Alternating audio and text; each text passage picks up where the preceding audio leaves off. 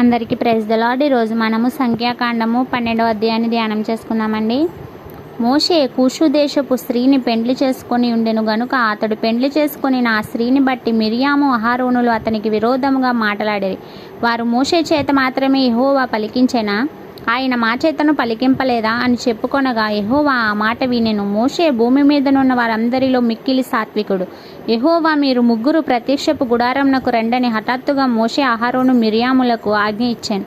ఆ ముగ్గురు రాగా యెహోవా మేఘస్తంభంలో దిగి ప్రత్యక్షపు గుడారం యొక్క ద్వారం వద్ద నిలిచి అహరోను మిరియాములను పిలిచెను.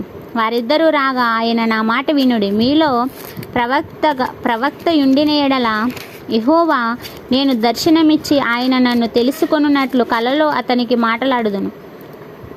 నా సేవకుడైన మోషే అట్టివాడు కాడు, అతడు నా ఇల్లంతటిలో నమ్మకమైనవాడు.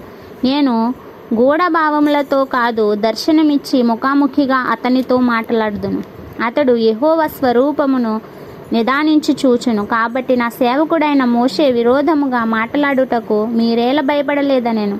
యెహోవా కోపము వారి మీద రగులుకొనగా ఆయన వెళ్ళిపోయాను. మేఘమును ఆ ప్రత్యక్షపు గుడారము మీద నుండి ఎత్తబడెను. అప్పుడు మిరియాము హిమము వంటి తెల్లని కుష్టుగలదాయను. అహరోను మిరియాము వైపు చూచినప్పుడు ఆమె కుష్టిగలదిగా కనబడెను. అహరోను, అయ్యో నా ప్రభువా, మేము అవివేకులము, పాపులమైన మేము చేసిన ఈ పాపమును మా మీద మోపవద్దు. తన తల్లి చేసిన ఈ పాపమును మా మీద మోపవద్దు. తన తల్లి గర్భములో నుండి పుట్టినప్పటికే సగము మాంసం క్షీణించిన శిశువు శవము వలె ఆమెను ఉండనీయుకుమని మోషేతో చెప్పగా మోషే ఎలుగెత్తి, దేవా దయచేసి ఈమెను బాగు చేయమని యెహోవాకు మొరపెట్టెను. అప్పుడు యెహోవా మోషేతో, ఆమె తండ్రి ఆమె ముఖము మీద ఉమ్మివేసిన యెడల ఆమె 7 దినములు సిగ్గుపడను గదా. ఆమె పాలెము వెలుపల 7 దినములు ప్రత్యక్షముగా ఉండవలెను, తరువాత ఆమెను చేర్చుకొనవలెను. కాబట్టి మిరియాము 7 దినములు పాలెము వెలుపలనే గడిపెను. మిరియాము మరలా చేర్చబడు వరకు జనులు ముందుకు సాగరైరి. తరువాత జనులు హాజేరోతు నుండి సాగి పారాను అరణ్యములో దిగిరి.